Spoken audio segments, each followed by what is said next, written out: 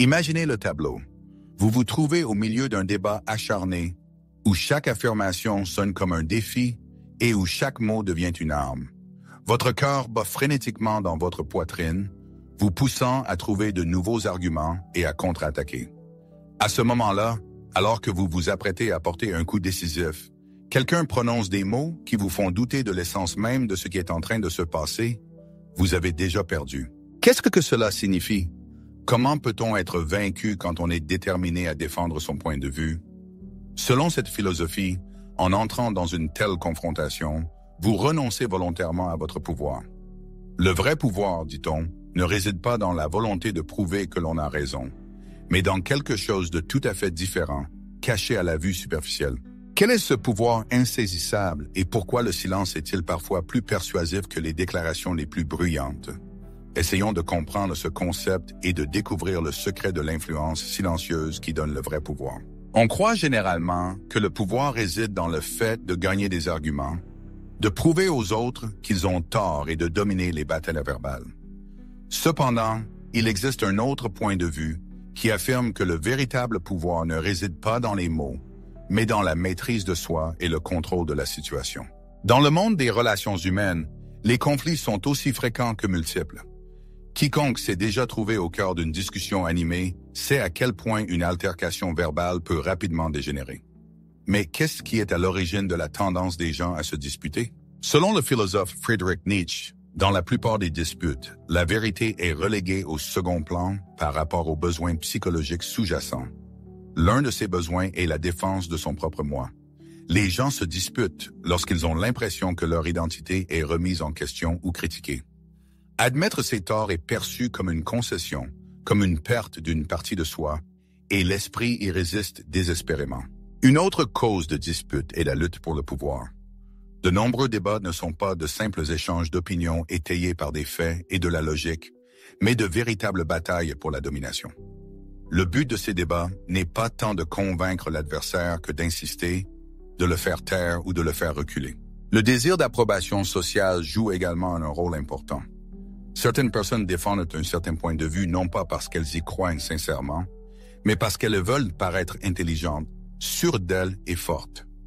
Nietzsche voit dans ce comportement une manifestation de faiblesse, estimant que ceux qui cèdent à l'émotion dans une dispute perdent le contrôle de la situation. Le célèbre concept nietzschéen de volonté de puissance est souvent mal compris. Il ne s'agit pas de force brute ou d'agression, mais de la capacité à façonner la réalité selon sa volonté. Et cela ne passe pas toujours par des mots. Parfois, le véritable pouvoir réside dans la capacité à se retenir et à ne pas céder à la provocation. C'est là qu'intervient l'image du surhomme, l'individu idéal supérieur au commun des mortels. Le surhomme, selon Nietzsche, ne laisse pas ses émotions prendre le dessus. Il n'entre pas dans un débat pour le plaisir de gagner ou pour prouver qu'il a raison.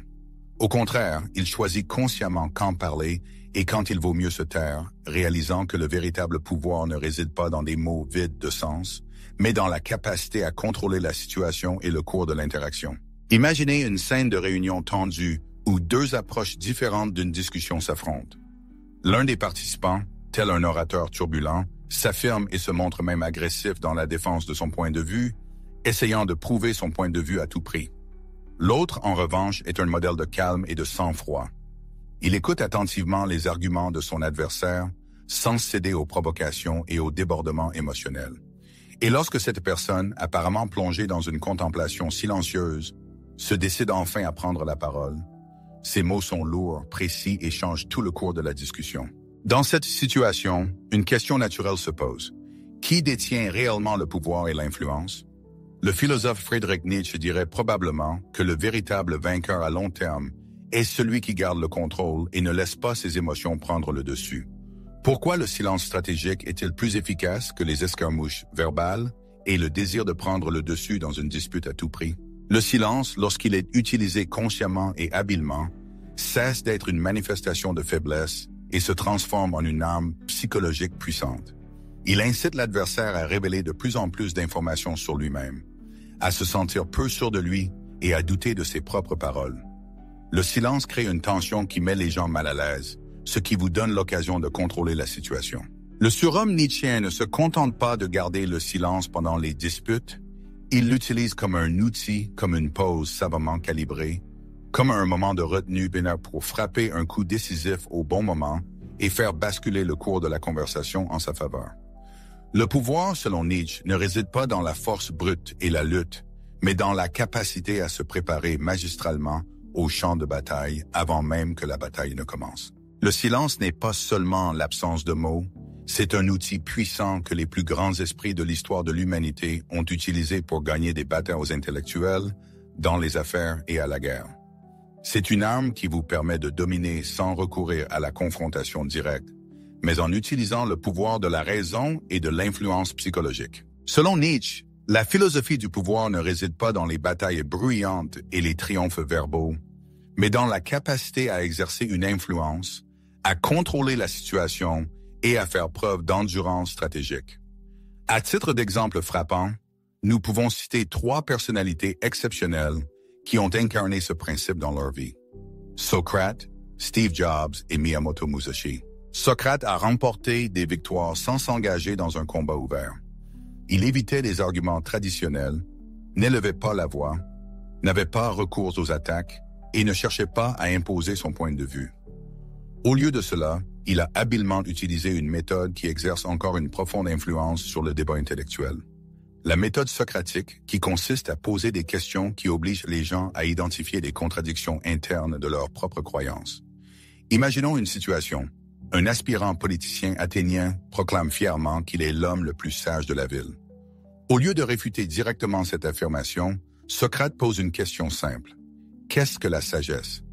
L'homme politique, désireux de démontrer son intelligence, commence à définir le concept. Cependant, à chaque nouvelle question posée par Socrate, sa définition devient de plus en plus bancale et peu convaincante.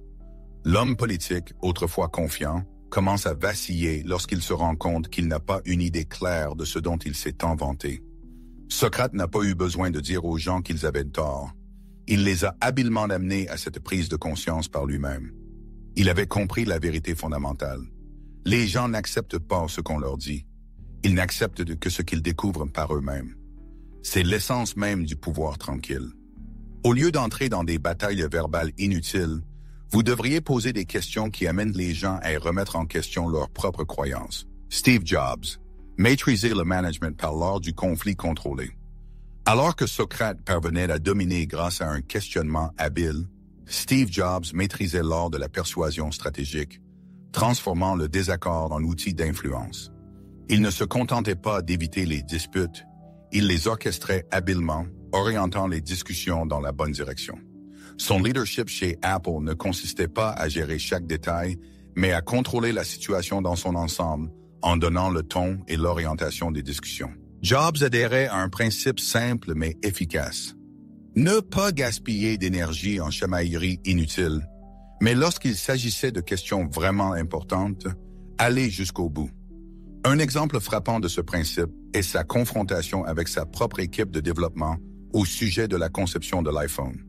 Les ingénieurs insistaient sur la nécessité de boutons physiques, alors que Jobs croyait fermement au concept d'un écran entièrement tactile.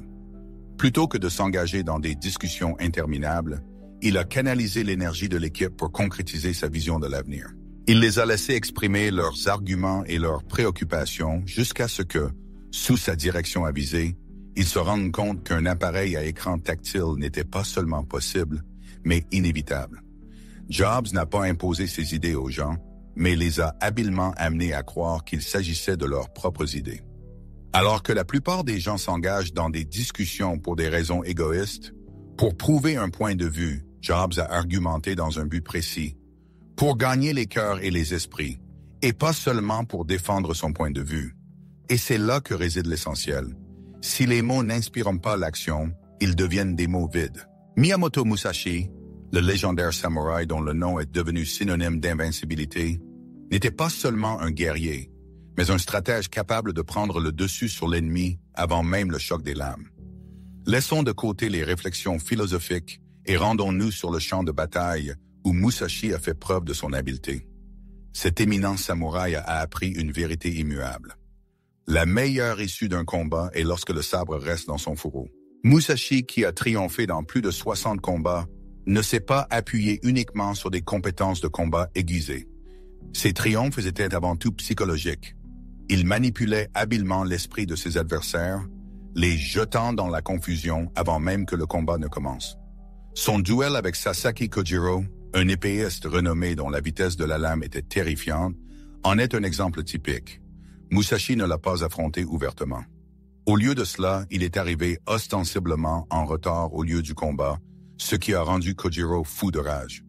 Lorsque les deux hommes s'affrontent enfin, Kojiro est tellement aveuglé par la rage qu'il commet des erreurs fatales, donnant à Musashi une victoire facile. Musashi était bien conscient que si un ennemi succombe à l'émotion, il devient vulnérable. Il y a là un écho de la philosophie de Nietzsche qui affirmait que le surhomme ne succombe pas à ses réactions, mais les contrôle. Musashi a démontré que la sérénité, l'endurance et la domination psychologique sont souvent plus efficaces que la force brute. Le pouvoir acquis par le silence stratégique unit Socrate, Steve Jobs et Musashi.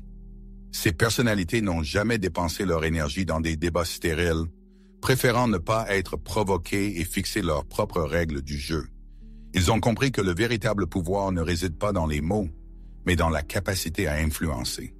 La prochaine fois que l'envie d'engager une discussion se fera sentir, il conviendra de se demander s'il s'agit d'une réaction émotionnelle ou d'une manifestation de contrôle de la situation. Le véritable pouvoir se trouve dans la capacité à rester silencieux. Mais pourquoi les gens se disputent-ils? Qu'est-ce qui les pousse à prouver leurs dires et à défendre leurs croyances, même lorsque la dispute ne donne aucun résultat? On croit généralement que le but d'une dispute est d'établir la vérité, mais ce n'est pas toujours le cas. Souvent, une dispute est une lutte de pouvoir. Plus une personne participe activement à une dispute, plus elle révèle d'informations sur elle-même. Ses doutes, ses faiblesses émotionnelles et surtout, le fait que sa réaction est contrôlée par quelqu'un d'autre. Friedrich Nietzsche a bien compris ce schéma. Son concept de volonté de puissance impliquait non seulement la supériorité physique, mais aussi la maîtrise de soi pour influencer les autres, même s'ils ne le réalisent pas. La psychologie moderne confirme l'intuition de Nietzsche en la matière. Pourquoi les gens se retrouvent-ils si souvent entraînés dans des disputes stériles, dans ces batailles verbales où la vérité est noyée dans une mer d'émotions? En effet, par essence, les disputes ne sont pas un exercice logique, mais plutôt un jeu psychologique, où la surface des arguments rationnels cache des motifs profonds et des réactions subconscientes. En entrant en conflit, une personne est souvent convaincue qu'elle défend ses principes et ses croyances, alors qu'en réalité, elle ne fait que réagir à des crochets psychologiques qui contrôlent imperceptiblement son comportement. L'un des facteurs clés qui poussent les gens dans les bras de la controverse est la distorsion cognitive. Une sorte de piège mental dans lequel notre esprit tombe. Au lieu de rechercher la vérité et de nouvelles connaissances, le cerveau cherche inconsciemment à gagner, à confirmer sa propre légitimité.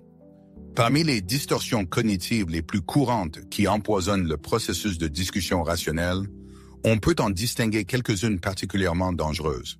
Tout d'abord, le biais de confirmation, la tendance à ne rechercher et à ne noter que les informations qui sont cohérentes avec les croyances existantes, en ignorant ou en rejetant tout ce qui les contredit.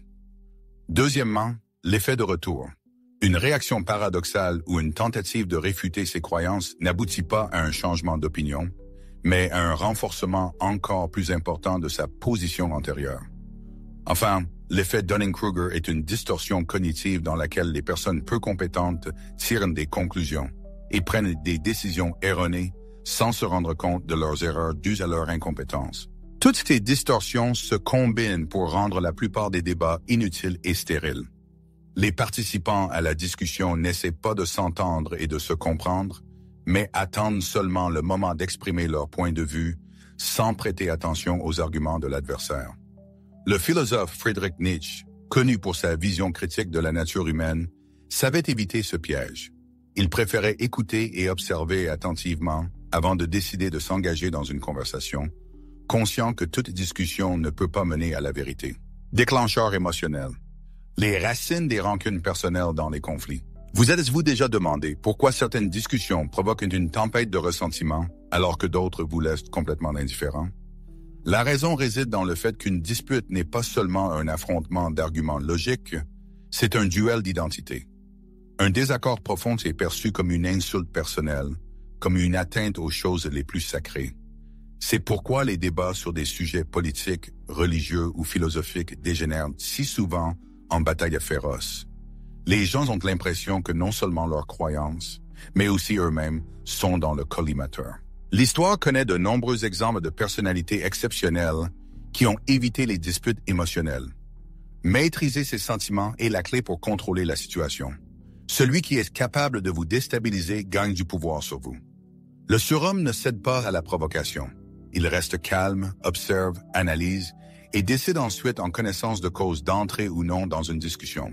La soif de reconnaissance, la source cachée de la controverse. Dans la plupart des disputes, ce n'est pas la recherche de la vérité qui est au centre du débat, mais la satisfaction de l'ego. Il ne suffit pas d'avoir raison, il faut aussi que les autres le reconnaissent.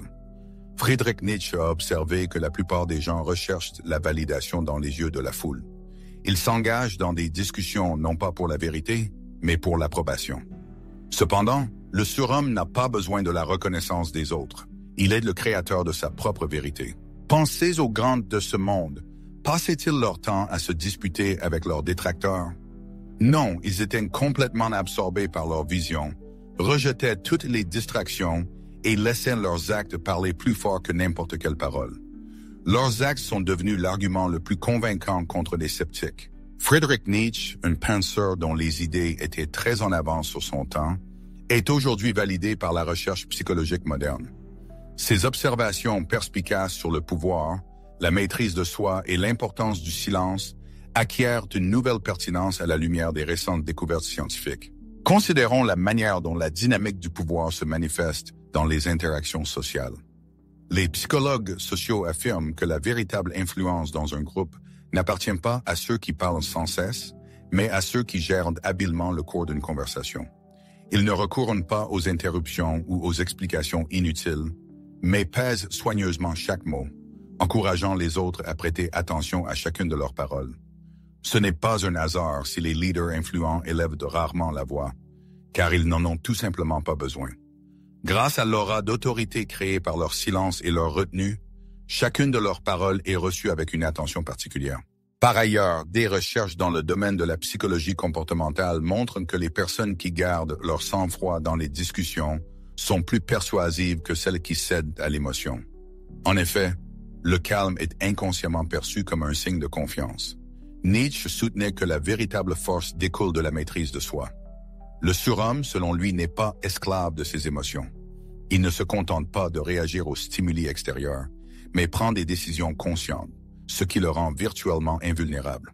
Le philosophe Friedrich Nietzsche voyait dans le silence une manifestation de pouvoir, non pas parce qu'il voulait protéger les gens contre les désaccords, mais parce qu'il se rendait compte que contrôler sa propre réaction revenait à contrôler tout le cours d'une conversation. Regardons la situation sous un autre angle. Si une personne se laisse offenser par les propos de quelqu'un, c'est qu'elle a déjà été vaincue. Si un défi l'oblige à se défendre, il a perdu. Si elle est entraînée dans un débat inutile pour prouver sa propre justesse, elle a également perdu. En revanche, si un homme reste calme, observe ce qui se passe et ne réagit que lorsque cela sert ses intérêts, il est victorieux. La philosophie de Nietzsche ne consiste pas à rester éternellement silencieux, mais à choisir les batailles qui valent la peine d'être menées. Il est important de se poser les questions suivantes. Est-ce que je veux vraiment parler ou suis-je forcé par les circonstances? Est-ce que je réagis sous le coup de l'émotion ou suis-je maître de ma réponse? Cet argument vaut-il la peine que je m'y consacre ou est-ce que je me contente de satisfaire mon ego? Le vrai pouvoir, selon Nietzsche, ne réside pas dans les mots eux-mêmes, mais dans le silence qui les précède, dans la pause qui fait retenir le souffle à ceux qui vous entourent, dans la capacité à ne parler que lorsque c'est vraiment important. C'est ce silence qui donne le pouvoir à un homme. Le silence a sans aucun doute un pouvoir énorme, mais la question se pose. Devons-nous toujours y avoir recours? L'utilisation du silence comme instrument d'influence peut être efficace, mais son utilisation irréfléchie est aussi imprudente qu'une parole irréfléchie. Si le pouvoir consistait uniquement à se taire, les grands esprits de l'humanité, philosophes, révolutionnaires et visionnaires, resteraient anonymes. Mais ils ont choisi de s'exprimer, car le véritable pouvoir ne consiste pas à éviter les désaccords, mais à savoir quand s'engager dans un débat et quand s'abstenir. On croit souvent à tort que Nietzsche prône le retrait de la lutte et le refus de participer à la vie publique. Or, son concept de volonté de puissance n'implique pas la passivité, mais la recherche de la supériorité, du développement et de l'amélioration de soi. Le pouvoir ne réside pas seulement dans le silence, mais aussi dans la capacité à contrôler une situation. L'évitement total des conflits n'est pas une manifestation de sagesse, mais une peur qui se cache sous le masque de la retenue. Maîtriser l'art de la résolution des conflits ne signifie pas nier leur existence, mais les utiliser habilement comme moyen de parvenir à une fin. Le surhomme nietzschéen ne perdra pas de temps en disputes inutiles, mais ne reculera pas devant les batailles nécessaires. Il reconnaît que le conflit peut être un catalyseur pour le développement de la force. Alors pourquoi la plupart des gens ont-ils tendance à éviter les disputes? La raison réside dans le sentiment de malaise qu'ils ressentent. Or, Nietzsche a compris que c'est l'inconfort qui est la source de la force. Il considérait la lutte comme un élément nécessaire et non comme une chose à éviter. Les esprits faibles fuient les défis, tandis que les esprits forts les accueillent, car ce sont les défis qui stimulent la croissance et l'amélioration personnelle. Imaginez un guerrier qui évite toute rencontre, une lame dont le tranchant n'a jamais été mis à l'épreuve par l'acier. Un tel guerrier, comme l'esprit qui n'affronte jamais de défis, reste sous-développé, dépourvu de force et de souplesse. L'absence de débat intellectuel prive les idées de la validation nécessaire, et le refus de se battre rend les croyances superficielles et fragiles. L'histoire connaît de nombreux exemples de penseurs courageux dont les idées ont façonné le monde en dépit de l'opposition. Galileo Galilei a été condamné pour ses vues révolutionnaires sur la structure de l'univers, qui contredisaient les principes de l'Église. Socrate a accepté la mort pour défendre son droit à remettre en question les croyances communément admises. Friedrich Nietzsche, dont les idées constituent aujourd'hui la base de la philosophie moderne, a été qualifié de fou. Leur grandeur n'a pas résulté d'un acquiescement, mais d'un choix conscient de batailles intellectuelles et d'une volonté de s'engager dans le conflit nécessaire. Il est important de comprendre la différence entre argumenter pour prouver que l'on a raison et argumenter pour façonner une nouvelle réalité. Nietzsche l'a compris, et ses disciples aussi. Les grands dirigeants, philosophes et visionnaires n'évitent pas la controverse, mais l'utilisent comme un outil puissant. Socrate n'imposait pas ses idées, mais remettait en question les idées existantes jusqu'à ce qu'elles s'effondrent sous le poids de leurs propres contradictions. Les œuvres de Nietzsche étaient conçues pour provoquer, défier et sortir les gens de leur hibernation mentale. Steve Jobs ne craignait pas les conflits, mais les utilisait pour stimuler l'innovation et pousser les gens à aller au-delà de ce à quoi ils étaient habitués. Les personnes influentes s'engagent dans la controverse non pas pour prouver qu'elles ont raison, mais pour transformer. Ils ne se battent pas pour gagner le débat, mais pour réaliser leur vision du monde. Le surhomme, selon Nietzsche, ne discute pas pour satisfaire son ego, mais pour atteindre un but plus élevé. Une bataille de mots vaut la peine d'être engagée lorsqu'elle devient une forge de la pensée, aiguisant l'intellect et mettant en lumière des vérités jusqu'alors cachées. Lorsque la discussion sert de catalyseur au développement personnel, tant pour vous que pour vos adversaires, et lorsqu'elle contribue à la redistribution des forces en votre faveur. Toutefois, il faut éviter les arguments motivés uniquement par le désir de protéger son ego, lorsque votre interlocuteur est sourd aux arguments et n'est pas prêt au changement, ou lorsque la polémique dégénère en un échange d'émotions dépourvu de sens. Parfois, un sage silence est une arme plus efficace. Entrer dans un débat sans stratégie claire est un signe de faiblesse, alors qu'une discussion raisonnée et équilibrée est un signe de force. Friedrich Nietzsche accueillait le choc des idées sans craindre le débat, mais restait toujours maître de la situation. Si une dispute épuise vos forces, il est plus prudent de l'éviter. Si elle endurcit votre esprit et élargit vos horizons, entrez hardiment dans la bataille. Si le conflit n'est qu'une perte de temps, ignorez-le. Les conflits qui contribuent à votre développement ne doivent pas être redoutés, mais maîtrisés. La véritable force ne réside pas seulement dans la capacité à se taire, mais aussi dans la capacité à choisir le moment de s'exprimer et le moment de se taire. Imaginez que vous soyez confronté à un choix. Renoncer définitivement aux disputes ou apprendre à influencer les autres par le biais de conflits constructifs. Qu'est-ce qui vous rendrait plus puissant? Imaginez qu'une voix vous réveille un matin et vous dise que vous n'avez que 100 mots à dire pour le reste de votre vie. Or, chaque parole, chaque mot est d'une importance capitale. La question qui se pose est la suivante. Allez-vous gaspiller cette précieuse réserve dans le feu d'une dispute acharnée? Allez-vous vous permettre de la gaspiller en essayant de prouver votre point de vue à ceux qui ne prennent même pas la peine d'écouter? Ou bien les choisirez-vous avec soin, comme un guerrier affûtant sa dernière lame avant la bataille décisive? C'est là que réside la véritable force. Friedrich Nietzsche a compris une vérité que la plupart des gens préfèrent ignorer. Les mots sont une sorte de monnaie. Plus on les dépense inconsidérément, moins ils ont de valeur. Imaginez-vous au milieu d'une dispute. Votre cœur bat la chamade, votre esprit est rempli d'arguments, de contre-arguments et d'arguments irréfutables. Vous voulez prouver votre point de vue, mais arrêtez-vous un instant, respirez profondément et demandez-vous, qui a vraiment le pouvoir dans cette situation? Est-ce que celui qui veut absolument prouver son point de vue ou celui qui sait se taire à temps? Le silence n'est pas un signe de faiblesse, mais une stratégie mûrement réfléchie. Une façon de contrôler la situation et l'art de faire douter les autres sans avoir à être trop persuasif. La prochaine fois qu'une dispute survient, il vaut la peine de faire une pause et d'être observateur. Au lieu de réagir de manière impulsive, il est préférable de scruter votre adversaire en notant comment se manifestent ses vulnérabilités. La manière dont il s'exprime permet de déceler ses craintes et ses insécurités. Et lorsque le moment est venu, il faut choisir les mots avec une précision chirurgicale, comme le fait un maître expérimenté. La meilleure solution est peut-être de se taire, car c'est souvent dans le silence que se révèle le véritable pouvoir.